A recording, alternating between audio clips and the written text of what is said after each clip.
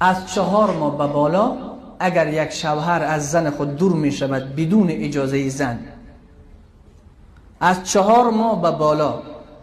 یک زن اجازه نمیدهد که شوهرش از پیشش دور شود و این اگر دور می شود این مرد مرتکب جرم شده، مرتکب گناه شده، پس او باید به پیشگاه الله جوابگو باشه. مگر ای که زنش اجازه بده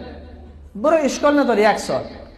ولی این خو انصاف نیست که یک مرد بره 7 سال به کشور خارج خودش رفته فساد بکنه، این زن بیچاره داخل خانه 7 سال انتظار شوهر، از خانه شور نخو کسی تو رو نبینه.